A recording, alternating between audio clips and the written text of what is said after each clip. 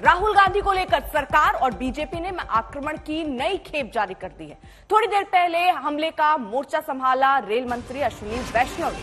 Rail मंत्री ने राहुल को सीधे घेरा कि अहंकार के चलते उन्होंने अपनी सदस्यता गंवाई है। कर्नाटक चुनाव से पहले राहुल के बयान को लेकर ओबीसी के अपमान से जोड़ दिया गया। राहुल की सदस्यता को लेकर विपक्षी मोर्चेबंदी तेज हो रही है, तो आज फिर बैठक में मुद्दे को सियासी धार देने पर मंथन होगा।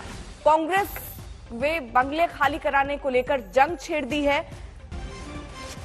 कार्यकर्ताओं के घरों पर पोस्टर लग रहे हैं जिसमें लिखा है मेरा घर राहुल का घर। अपने अहंकार के कारण डिस्क्वालीफाई हुए। उन्होंने ओबीसी समाज का जो अपमान किया, उस अपमान को अगर एक कोर्ट ने कॉग्निजेंस लेके एक फैसला किया तो आज मिस्टर राहुल गांधी कहते हैं कि वो कोर्ट ही गलत है। मिस्टर राहुल गांधी का ये विचार है कि इस देश पे राज करना उनका अधिकार है, उनका जन्मसिद्ध अधिकार है, ऐसा उनका सोचना है। वो एंटाइटलमेंट की राजनीति करते हैं। उनको लगता है कि एक परिवार में पैदा हो गए तो देश पे राज करना उनका जन्मसिद्ध अधिकार बन जाता है। काश आज कोई मंत्री ये साहस दिखाए, प्रधानमंत्री ये साहस दिखाएं कि हम बेदाग हैं, हम पर कोई इल्जाम नहीं, सब इल्जाम झूठे हैं विपक्ष के, और हम जेपीसी से जांच कराने की घोषणा करते हैं। ये दम नहीं, जो जांच न करा सके वो अपने को बचाने के लिए मंत्रियों को आगे कर रहा है। जो मंत्री खुद ही अडानी के मामले में सवालों के घेरे में है, रेलवे को लेकर जो भारत की शान है, जो दुनिया की दूसरी बड़ी सबसे रेल लाइन रेल है। तो अश्विनी वैष्णव अब सीधे तौर पर राहुल गांधी को घेर रहे हैं और ये कह रहे हैं अपने अहंकार की वजह से राहुल की सदस्यता गई है। राहुल गांधी खुद को कानून से ऊपर मानते हैं। बीजेपी की तरफ से लगातार प्रेस कॉन्फ्रेंस बड़े बड़े नेता कर रहे हैं और सीधे तौर पर राहुल को निशाने पर ले रहे हैं।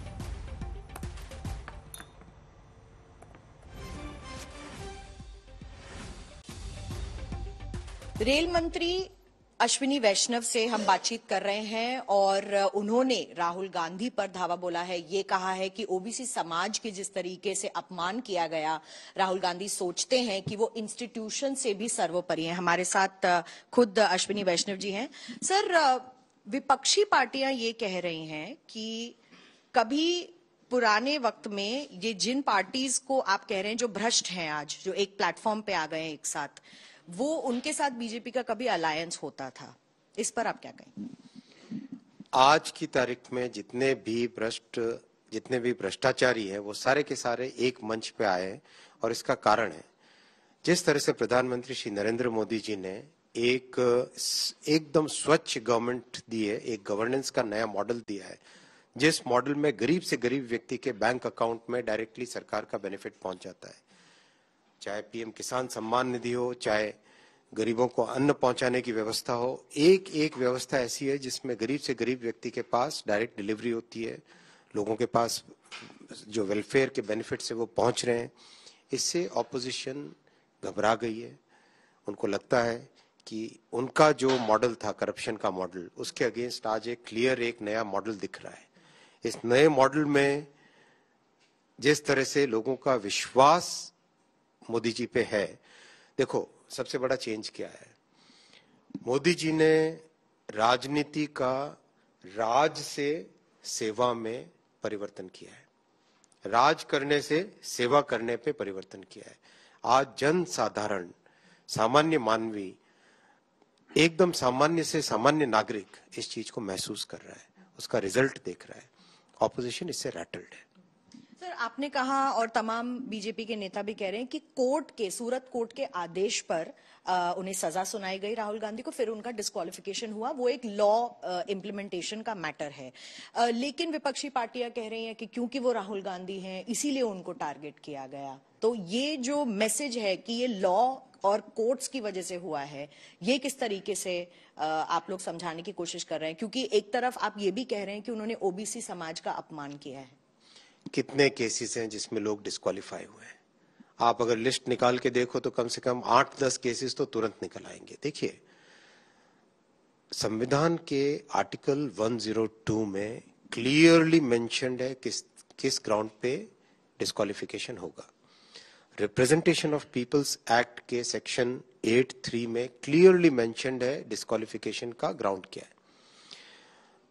अगर मिस्टर गांधी ये सोचते हैं कि वो कोर्ट से ऊपर है, वो कॉन्स्टिट्यूशन से ऊपर है, वो देश के हर इंस्टीट्यूशन को उनको जवाब देना पड़ेगा, वो उनके प्रति जवाबदेही नहीं है। समस्या यहां पे आती है। कोर्ट ने क्लियर एक विषय पे कॉग्निजेंस लिया, एक पूरा प्रोसेस फॉलो हुआ, 3-3.25 साल का प्रोसेस पूरा हुआ। 3-3.25 साल के प्रोसेस के बाद में जो जजमेंट आया, क्या मिस्टर गांधी को लीगल रिकोर्स नहीं लेना चाहिए था? He should have taken a legal recourse.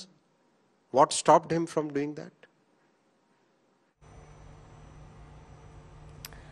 तो सरकार की तरफ से कहा जा रहा है कि राहुल गांधी अहंकार में है, जिसकी वजह से आज कांग्रेस पार्टी का ये हाल हो रखा है। बढ़ रहा है आगे बात कर्नाटक की। कर्नाटक में विधानसभा की तारीख आज आने वाली है। सुबह 11:30 बजे चुनाव आयोग तारीखों का ऐलान करेगा। कर्नाटक के चुनाव को 2024 लोकसभा चुनाव का सेमीफाइनल माना जा रहा है। पिछली बार कांटे की टक्कर के बाद कांग्रेस और जेडीयू की सरकार बन गई थी, लेकिन वो चल नहीं पाई और बीजेपी ने बाजी मारी थी। ऐसे में इस बार का चुनाव दिलचस्प है। ये देखा गया है कि कर्नाटक की जनता डबल इंजन सरकार को फिर से लाती है या फिर कोई बदलाव करती है। 224 विधानसभा सीटें हैं और 2018 में विधानसभा चुनाव में भाजपा को 104, कांग्रेस को 80 सीटें मिली थी। हिमांशु मिश्रा हमारे साथ, हमारे सहयोगी इस वक्त जुड़ चुके हैं। इंतजार 11:30 बजे का हिमांशु अब हो रहा है, क्योंकि तारीखों का होगा ऐलान आज। देखिए, बिल्कुल तारीखों का जो आज ऐलान हो जाएगा चुनाव आयोग के द्वारा, लेकिन इतना जरूर है कि कर्नाटक के चुनाव में पिछली बार जो स्थिति थी, वो स्थिति क्या भारतीय जनता पार्टी के लिए भी है? पिछली बार Bharatiya Janata party single largest party बनी थी, जैसा आपने भी बताया अर्पिता, कि 104 सीटें मिली थी और कांग्रेस को 80 सीटें और दूसरी तरफ जो है 39 सीटें जो है वो जेडीएस को मिली थी। लेकिन उस वक्त त्रिकंशु विधानसभा होने के कारण जो है जेडीएस और कांग्रेस ने मिलकर जो है वो सरकार बनाई थी। लेकिन उसके बाद भारतीय जनता पार्टी ने ऑपरेशन लोटस किया और उसमें कांग्रेस के विधायक और जेडीएस के विधायकों ने 17 विधायकों ने जो है पार्टी छोड़ी। उसके बाद उपचुनाव हुए और उस उपचुनाव के अंदर भारतीय जनता पार्टी के पक्ष में जो है वो बहुमत गया, यानी कि भारतीय जनता पार्टी के पास जो अभी आंकड़ा है 224 विधानसभा सीटों वाली कर्नाटक में, वो 180 का है, 121 का है। लेकिन स्थिति इस बार कुछ बदली सी है, क्योंकि येदियुरप्पा थे पिछली बार फेस, इस बार येदियुरप्पा मुख्यमंत्री नहीं है, उन्होंने इस्तीफा दे दिया है। उन्होंने ये ऐलान कर दिया है कि वो अब राजनीति में किसी भी तरीके का चुनाव नहीं लड़ेंगे, कोई विधानसभा या लोकसभा का चुनाव नहीं लड़ेंगे। बोम्मई वहां पे मुख्यमंत्री हैं और जिस तरीके से भारतीय जनता पार्टी को लगता है कि लिंगायत वोट अगर मिलता है तो वो फायदेमंद होगा, और लिंगायत के जो सबसे बड़े नेता हैं वो येदियुरप्पा है। और येदियुरप्पा को अगर आप देखेंगे पिछले कुछ दिनों में, तो भारतीय जनता पार्टी के चाहे प्रधानमंत्री नरेंद्र मोदी हो, अमित शाह हो, जो भी नेता कर्नाटक गया है उनके साथ येदियुरप्पा नजर आए। भारतीय जनता पार्टी के शीर्ष नेतृत्व को जरूर लगता है कि येदियुरप्पा के बिना कर्नाटक जीतना मुश्किल होगा, या येदियुरप्पा को इसलिए साथ रखा जाता है, उनको सबसे बड़ा नेता बनाया जा रहा है, चेहरा बनाया जा रहा है प्रधानमंत्री नरेंद्र मोदी के बाद में। लेकिन दूसरी तरफ कर्नाटक के अंदर कांग्रेस जो है वो चाहती है कि किसी तरीके इस बार जो है वो बाजी उनके पक्ष में आ जाए। जो 2013 के अंदर उनको बहुमत नहीं मिला था, पिछले 2 दशकों के अंदर अगर देखेंगे तो चुनाव में किसी भी। ठीक है हिमांशु, रोक रही हूं आपको। इस वक्त बड़ी खबर ये आ रही है कि मुख्यमंत्री की तरफ से कहा जा रहा है कि हम चुनाव के लिए हमेशा तैयार रहते हैं, यानी कोई भी तारीख हो हम उसके लिए तैयार रहते हैं। कर्नाटक चुनाव के ऐलान से पहले सीएम का ये महत्वपूर्ण बयान। और ये तो हमेशा देखा गया है कि बीजेपी हमेशा चुनावी मूड में रहती है, किस तरीके से मंथन होना चाहिए उसको समझते और भापते हुए अब एक बार फिर से बोम्मई कह रहे हैं बीजेपी चुनाव के लिए हमेशा तैयार रहती है। It's all set to be announced today, sir. How is the preparation of yours? See, BJP is always a ever-ready party. We don't prepare for elections. We prepare for organization and we prepare for welfare of the people, and we are ready. You were anticipating that it will be announced today or tomorrow? Yeah, it was as per anticipation. So Congress has already released the first list, sir. When is the BJP list going to be released? Probably after a week or so. The first list will be released. So if you notice the reservation announcement which has been made by your government, now there are a lot of protests which is happening across the state. Do you think it will backfire? The Congress is trying to create some confusion in Banjara community only. And we have talked to all Banjara leaders, our MLAs have talked. There is no issue. Everything will be set right. All the national leaders will be coming for campaigning. Yeah, all the national leaders, including Prime Minister Amit Shah ji, Nadda ji, everybody will be there. Thank you so much. Yogi Adityanath will also come. Yogi Adityanath. तो कर्नाटक में चुनावी रैलियों में सभी दलों ने भरपूर ताकत झोंक दी है और जरा देखिए कि क्या वादे दावे अब वहां के नेता कर रहे हैं ताकि कर्नाटक की जो चुनावी लड़ाई है वो अपने नाम की जा सके। हिंदुस्तान में सारे के सारे बिजनेस, सारी की सारी इंडस्ट्रीज उनके हवाले की जा रही हैं, उनको दी जा रही हैं, चाहे वो एयरपोर्ट हो, पोर्ट्स हो, सड़कें हो, सारी की सारी चीजें अदानी जी को दी जा रही हैं। और यही यहां हो रहा है। चुने हुए लोगों को, जो बीजेपी की सरकार के मित्र हैं, जिनका रिश्ता है, पूरा का पूरा फायदा उनको दिया जाता है। हम कहीं अति पिछड़ा को निरादर करें, ये हमारी आदत नहीं है, ये हमारी सोच नहीं है। हमारी सोच है कि अति पिछड़ा को भी ताकत दे और मुख्य धारा में शामिल करें। लेकिन कुछ लोग हैं, गाली भी देते हैं और अहंकार भी समाप्त नहीं होता। अहंकार बड़ा है, समझदारी छोटी है। We see that the people are very enthusiastic to vote and support Bharatiya Janata Party. It is an election between the Congress Party's corruption and commission and Bharatiya Janata Party's development of the people of Karnataka. We find that there is pro-incumbency.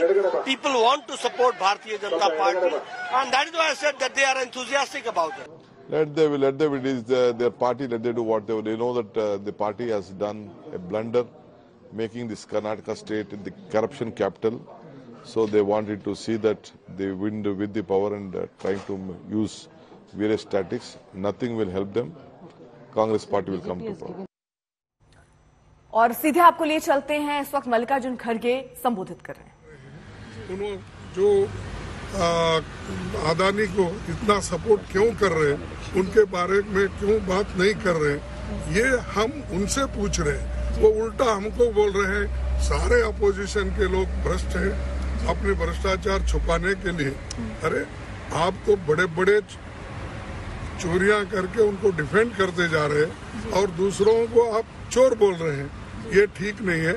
और prime minister एक अपनी बात जब रखते हैं उसको कुछ उसमें सत्यता होना चाहिए, लेकिन वो नहीं चाहते कि सिर्फ दूसरों को अपमान करना, यही उनका धर्म है। खड़गे साहब, आज इलेक्शन का अनाउंसमेंट होने वाला है। आपके गढ़ राज्य में किन मुद्दों को लेकर के कांग्रेस जाएगी और क्या तैयारियां हैं आपकी ओर से? अरे वहाँ तो 40% की गवर्नमेंट है और वो खुद ही उनको मालूम है। एक एक एमएलए के पास 8-8 करोड़ रुपए मिलते हैं, इन्होंने एक्शन नहीं लेते हैं। यहाँ पर अपोजिशन का कोई छोटा मोटा भी मिला है, उसको इतना बड़ा बनाते हैं और उसको निकालो, इसको निकालो, ईडी को बुलाओ करते हैं। और जिसके पास कुछ भी संपत्ति भी नहीं है वो अपोजिशन पार्टी को सताते हैं। और यहाँ पर तो उनके पास एक एक के पास 8 करोड़ 10 करोड़ और गवर्नमेंट में और गवर्नमेंट एजेंसियों के पास पैसे ले रहे हैं। कॉन्ट्रैक्टर खुद बोल रहे हैं, प्राइम मिनिस्टर को लिखे हैं, देखिए हमारे पास इतने पैसे मांग रहे हैं। खुला लेटर लिखे। अरे खुला लेटर लिखे तो भी आपको तुम्हारी गवर्नमेंट करप्ट है ये मान रहे नहीं। इसीलिए हमको ये कहना है, ये गवर्नमेंट अपने को खुद ही करप्ट है और दूसरों को करप्ट बोल रहे हैं। So what will be those key issues, sir, Mr. Khadge, that you will take to the people of Karnataka? मुझे मालूम नहीं। Thank you. तो कुल मिलाकर यहां सीधे तौर पर चुनाव की तैयारियों पर भी वो बात कर रहे हैं और ये कह रहे हैं कि क्योंकि पिछली बार कई कांग्रेस के नेता टूटकर बीजेपी में शामिल हो गए थे कर्नाटक में, और उसी बात का जिक्र खड़गे साहब यहां पर करते हुए भी नजर आ रहे हैं। तो सीधे तौर पर निशाने पर बीजेपी को लेते नजर आ रहे हैं। माफिया अतीक अहमद को साबरमती जेल लाया जा रहा है, इस वक्त की बड़ी खबर। इस समय वो कोटा की ओर बढ़ रहा है। इलाहाबाद की स्पेशल कोर्ट ने उसे दोषी मानते हुए उम्र कैद की सजा सुनाई थी, जिसके बाद अतीक को वापस साबरमती जेल भेज दिया गया है। चित्रकूट पुलिस लाइन में जब पुलिस का काफिला रुका तो अतीक ने कहा कि वो इस फैसले से संतुष्ट नहीं है। इसके खिलाफ हाईकोर्ट, इलाहाबाद हाईकोर्ट में वो अपील करेगा। अतीक ने तो यहां तक दावा किया कि अपहरण जैसा कुछ था ही नहीं, वो मामला फर्जी था।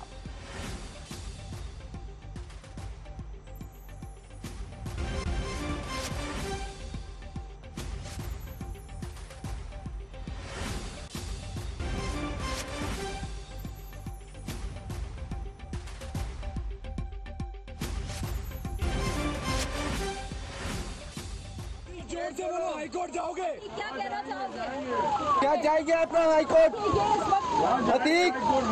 अतीक हाईकोर्ट जाओगे? अतीक तुमने किडनैपिंग की थी? अरे सवाल बोलो। अतीक जोर से बोलो, हाईकोर्ट जाओगे? क्या कहना चाहोगे? क्या जाएंगे अपना हाईकोर्ट? अतीक हाईकोर्ट जाओगे? अतीक तुमने किडनैपिंग की थी? समर्थ हमारे साथ, हमारे सहयोगी इस वक्त जुड़ चुके हैं और अपडेट के साथ। समर्थ, ताजा अपडेट क्या है, किस तरीके से अब आगे ये काफिला पहुंचने वाला है? अर्पिता, देखिए इस वक्त हमारी मौजूदगी राजस्थान में है और अनंतपुरा थाना मेरे ठीक पीछे है। वक्त अगर मैं बताऊं 10:15 हो रहा है, आधे घंटे से ज्यादा हो चुका है फिलहाल अतीक अहमद के काफिले को रुके हुए। तस्वीरों के जरिए अगर मैं समझाऊं आपको तो एक हॉल्ट लिया गया है और आपको ये जो थाना में दिखा रहा हूं ये अनंतपुरा थाना है, राजस्थान में आता है और यहाँ पर पुलिस कर्मियों की चहलकदमी चल रही है। बताया ये गया है कि रिफ्रेशमेंट ब्रेक है जिसके चलते यहाँ पर रोका गया है पुलिस वालों को, क्योंकि पुलिस वाले कल लगभग 8:45 बजे से प्रयागराज से ट्रेवल कर रहे थे और अब यहाँ पर एक हॉल्ट लिया गया है। यूं तो 1 से 2 दफा काफिला रुका था पर उस वक्त डीजल गाड़ियों में भरा जा रहा था और अब जो है एक प्रॉपर हॉल्ट लिया गया है, यानी कि आधे घंटे से ज्यादा हो चुका है और माना जा सकता है कि 15-20 मिनट अभी यहीं रुका रहेगा काफिला। और जो वज्र वाहन मैं आपको दिखा रहा हूं वो वही वज्र वाहन है जिसमें अतीक अहमद सवार है, यानी कि अतीक अहमद को अभी तक इस वाहन से निकाला नहीं गया है और पुलिस ने बाहर से गेट को बंद कर रखा है, यानी कि अंदर किसी की भी एंट्री अभी नहीं है। हमारी मौजूदगी राजस्थान में है और यहां से आप मानकर चलिए साबरमती पहुंचते पहुंचते अभी शाम के 6 से 7 बज सकते हैं, यानी कि सफर अभी लंबा है। 500 किलोमीटर के ऊपर का सफर अभी बाकी है। पर जो तस्वीरें मैं आपको दिखा रहा हूं, पुलिस वाले आपको नजर आ रहे हैं, ये यूपी पुलिस के हैं, लोकल पुलिस के वहां के हैं और ये वहां से चलते हुए यहां आ पहुंचे हैं और रिफ्रेशमेंट जैसा कि मैंने कहा था वो उसका ब्रेक चल रहा है। पुलिस वाले आपको चाय पीते भी नजर आ रहे होंगे और ये जो 2 वज्र वाहन दिख रहे हैं इसमें एक पुलिस है और दूसरे में जो है अतीक अहमद मौजूद है। जी अर्पिता। समर्थ, आप नजर बनाए रखिए, पल पल की अपडेट हम आपसे लेते रहेंगे। बढ़ रहे हैं जरा आगे, बात अखिलेश यादव की भी करेंगे। उन्होंने योगी सरकार पर आरोप लगाया कि उमेश पाल मामले को जानबूझकर बढ़ाया गया है। ये आरोप अखिलेश यादव दरअसल लगा रहे हैं योगी सरकार पर। बीजेपी इस केस को और ड्रैग करना चाहती है और जिन चैनलों को वो बजट देते हैं, क्योंकि सूचना विभाग का 2000 करोड़ का बजट है, तो वो आखिरकार किन चैनलों पे खर्च होगा और उन चैनलों को निर्देश हैं कि आपको अतीक वाला केस इस तरह का और हाईलाइट करके दिखाना है, तो स्वाभाविक है ये केस चलेगा। सबसे बड़ा सवाल ये है कि किसी को भी सुरक्षा तब मिलती है जब उसकी जांच होती है और सरकार ने जांच की, उसके बाद उसको 2 गनर दिए, दोनों गनर मारे गए, तो आखिरकार सरकार की इंटेलिजेंस क्या कर रही थी? हम आज अगर सुरक्षा चाहते हैं तो सरकार से सुरक्षा चाहते हैं, सरकार हमारी जांच करती है और गनर उनके पास थे, इंटेलिजेंस क्या कर रही थी? तो जो कार्रवाई अधिकारियों के खिलाफ होनी चाहिए थी वो तो नहीं कर रहे हैं कि आखिरकार मारा कैसे गया। और वो मारा गया जो बीजेपी का सदस्य है, जिसकी हत्या हुई है वो बीजेपी का सदस्य है। उस पर जो मुकदमे थे या जो झगड़ा था वो था, और जांच इसकी क्यों नहीं हो रही है कि जमीनों का लेन देन था, वहां पर पैसे का लेन देन था, वो बीजेपी के नेता थे। जो बीजेपी के नेता हैं उन्हें 1 साल की सजा होगी, उन पे 2 साल की सजा नहीं होगी, क्योंकि 2 साल की सजा होगी तो सस्ता चली जाएगी। एक इंसान और एक पक्षी दोस्त बने, इतने गहरे दोस्त कि एक दूसरे के बगैर उनका जीना मुनासिब नहीं था। इंसान जहां भी जाता सारस पक्षी वहां उसके साथ रहता, दोनों साथ में घूमते, एक थाली में खाना खाते और दोस्ती की मिसाल बनाते। मगर दोस्ती की इस मिसाल का वीडियो वायरल हुआ तो हंगामा मच गया। इस पूरे हंगामे की कहानी बताएंगे आपको, मगर सबसे पहले सारस पक्षी और एक इंसान की दोस्ती की ये लाजवाब तस्वीरें आपको दिखाते हैं।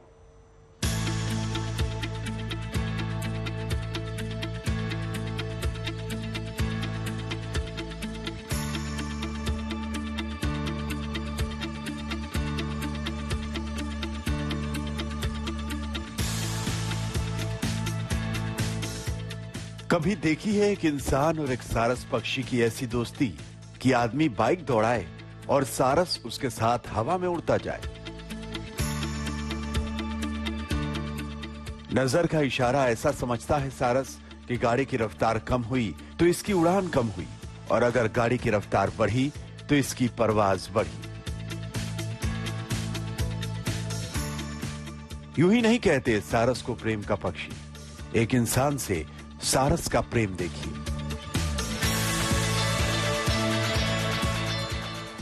उत्तर प्रदेश के अमेठी जिले में गौरीगंज के मंडका गांव में रहने वाले ये आरिफ हैं। करीब साल भर पहले आरिफ को ये सारस अपने खेत में चोटिल हालत में मिला था। सारस का एक पैर जख्मी था। आरिफ सारस को अपने घर ले आए। उन्होंने उसकी मरहम पट्टी की, उसे खाना खिलाया। ये सब सारस को बहुत पसंद आया। दिन बीतते गए, दोस्ती पक्की होती गई। आलम यह हुआ कि आरिफ खाने की थाली लेकर बैठते तो अपनी थाली में सारस के हिस्से का खाना भी रखते। दोनों साथ साथ खाते, बिल्कुल ऐसे। आरिफ के साथ सारस बहुत खुश रहता। मजाल है कि आरिफ को सारस 1 मिनट भी छोड़ दे। वो अपनी लंबी चोंच निकालकर आरिफ के हाथ से खाना खा लेता। दोनों की दोस्ती पूरे इलाके में वाहवाही बटोर रही थी। देखिए, इस तरह से सारस आरिफ के घर में घूमता, इस तरह से आरिफ के खेत में वो कुलांचे मारता, इस तरह वो आरिफ के साथ खाना खाता। सब कुछ शानदार था। लेकिन एक दिन आरिफ और सारस का यह वीडियो वायरल हुआ।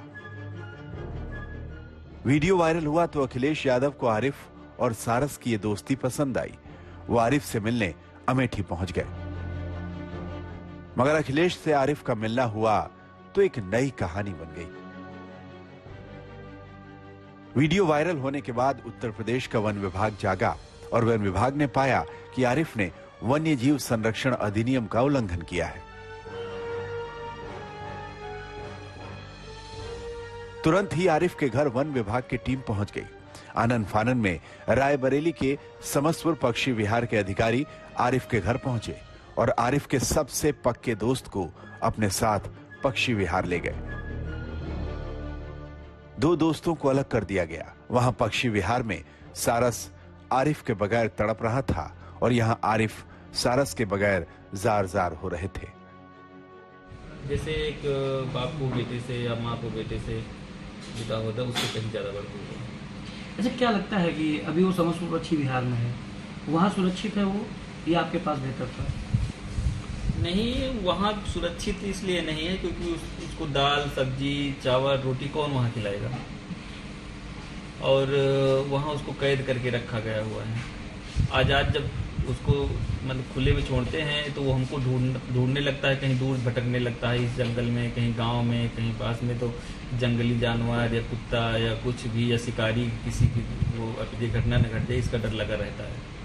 ये डर है आप? जी जी बिल्कुल। प्रशासन से क्या उम्मीद करते हैं या उनसे क्या आग्रह करना चाहते हैं? प्रशासन से यही उम्मीद करेंगे उसको आजाद छोड़ दिया जाए। आरिफ को अधिकारियों ने पूछताछ का नोटिस भी थमा दिया। आरिफ मजबूर थे, चाहकर भी सारस से नहीं मिल सकते थे, मगर उनका दिल दर्द से कराह रहा था। वो सोच रहे थे कि उन्मुक्त हवा में परवाज करने वाला सारस पिंजरे में कैसे रह पाएगा। सारस बोल नहीं सकता था, मगर उसे भी पक्षी विहार रास नहीं आ रहा था। वो उतना ही खाना खा रहा था जितना जिंदा रहने के लिए जरूरी था। लेकिन एक दिन तड़प में सारस पक्षी विहार से उड़ गया और एक दूसरे गांव में आ गया। यहाँ भी लोगों ने सारस को खाना खिलाया। हैबिटेट तो खेत खलियान भी होते हैं ना, तो वो भी इंक्लूड करिए उसमें कि वो कहीं भी जा सकता है। कोई स्वच्छंद पक्षी है, वो विचरण करता है, वो कहीं भी जा सकता है। तो यहाँ पे उसका प्राकृतिक जो एक सारस के लिए जो प्राकृतिक भूमि चाहिए, जलवायु चाहिए, वो सारा यहाँ पे है। मगर एक बार फिर वन विभाग की टीम इस गांव से भी सारस को ले गई। अब सारस समस्तपुर पक्षी विहार में है, मगर आरिफ की आत्मा सारस के बगैर कराह रही है। अभिषेक त्रिपाठी, अमेठी, आज तक। आरिफ सारस से जुदा होकर बिलख रहा है और उधर सारस आरिफ से अलग होकर दुखी है। वन विभाग कानून का हवाला दे रहा है, मगर दो दोस्तों के बीच क्या गुजर रही है ये वही जानते हैं। आरिफ को चिंता सता रही है कि सारस के साथ कुछ गलत ना हो जाए और वो सवाल कर रहा है कि सारस का आखिरकार कसूर क्या है। उसने एक इंसान से दोस्ती कर ली।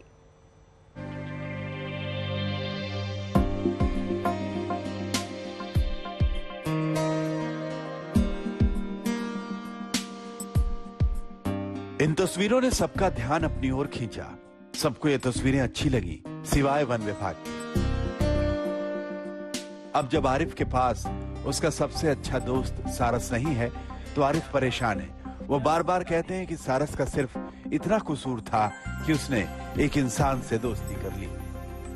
जुबान का सिर्फ इतना ही कसूर है। और इस बीच एक बड़ी खबर आ रही है। कर्नाटक चुनाव के ऐलान से पहले सीएम बोम्मई ने आज तक पर बोला कि बीजेपी चुनाव के लिए हमेशा तैयार रहती है। बीजेपी अगले हफ्ते पहली लिस्ट जारी करेगी। उन्होंने कहा चुनाव प्रचार में योगी आदित्यनाथ को भी बुलाया जाएगा।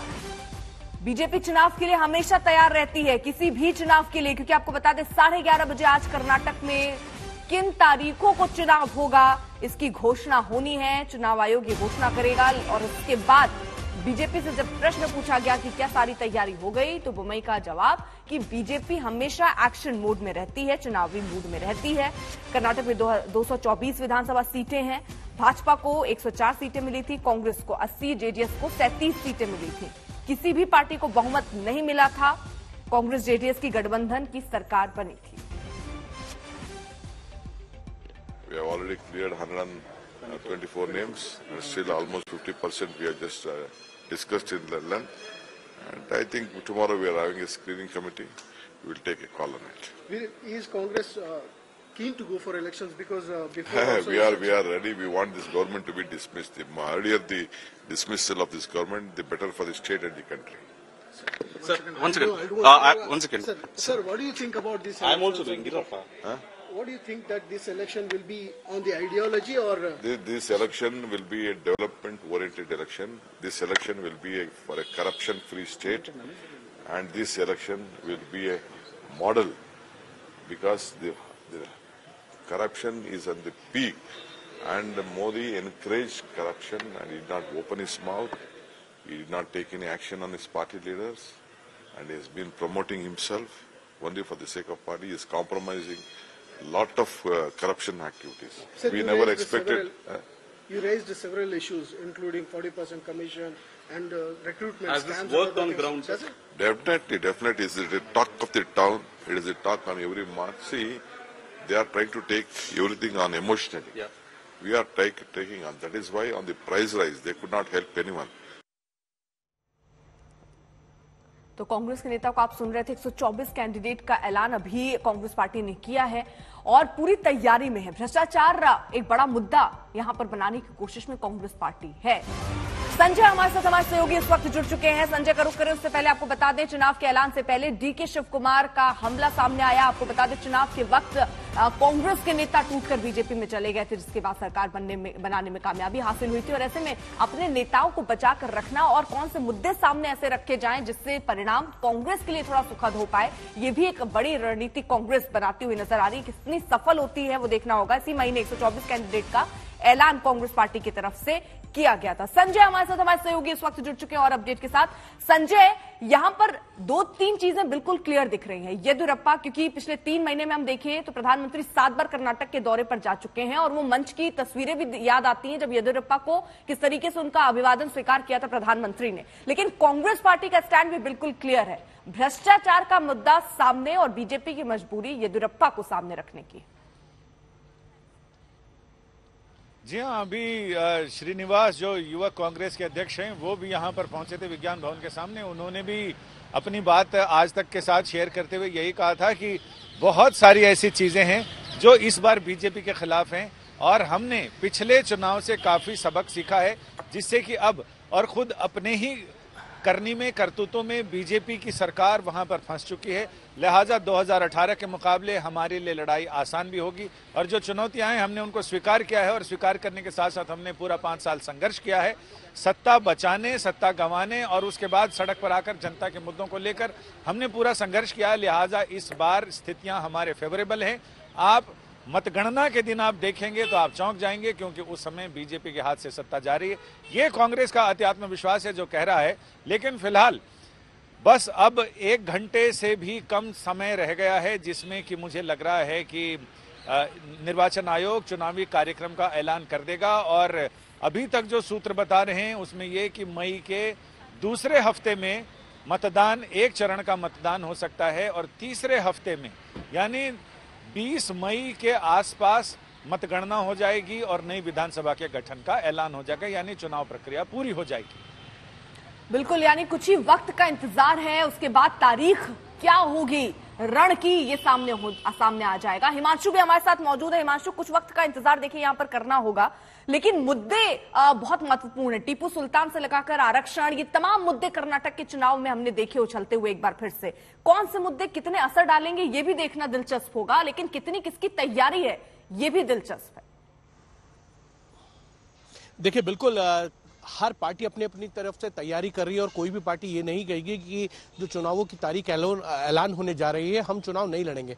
आपने बोमई जो कर्नाटक के मुख्यमंत्री हैं उनका बयान सुना, हम तैयार हैं। भारतीय जनता पार्टी वैसे भी 24 आवर्स जो है वो चुनावी मूड में रहती है। साथ ही साथ अगर आप देखेंगे तो इस बार अगर पहल जो है वो कांग्रेस की तरफ से हुई है। कांग्रेस ने 120 के लगभग जो है अपने उम्मीदवारों की लिस्ट जारी भी कर दी है, यानी कि अभी चुनावों की घोषणा नहीं हुई है और उससे पहले अगर उन्होंने अपने उम्मीदवारों के नामों की घोषणा की है तो कांग्रेस चाहती है कि एज मिल जाए, उसको किसी तरीके का एक प्रेशर बिल्ड हो जाए और उनके जो उम्मीदवार हैं वो जमीन पर जाकर अभी से काम करने लग जाएं। चुनावों की घोषणा होती रहेगी, इसमें कोई संदेह नहीं था कि जो है 31 मार्च से पहले चुनावों की घोषणा होगी। इसको लेकर कांग्रेस को भी कोई संदेह नहीं था, भारतीय जनता पार्टी, लेकिन कांग्रेस ने पहली बार इसमें एज लेने की कोशिश की है और 120 उम्मीदवारों की सूची जो है जारी कर दी है। अब देखना यह है कि भारतीय जनता पार्टी ने जिस तरीके से माहौल बनाया, भारतीय जनता पार्टी टीपू सुल्तान के मुद्दे को बड़ा रूप देती नजर आई। हिजाब के मुद्दे को भारतीय जनता पार्टी ने जो है कर्नाटक में बड़ा मुद्दा बनाने की कोशिश की और भारतीय जनता पार्टी के नेता ये बात जरूर कहते हैं, अगर आप ऑफ रिकॉर्ड बातचीत करेंगे तो कर्नाटक में जो है भ्रष्टाचार बड़ा इशू नहीं है, भ्रष्टाचार बड़ा मुद्दा नहीं है। आप देखिए कल उनके एक विधायक को जो है लोकायुक्त कोर्ट से सजा भी हो गई, उनको बेल मिली थी, उसके बाद उनको सजा हो गई, उनके घर से 8 करोड़ रुपए मिले थे।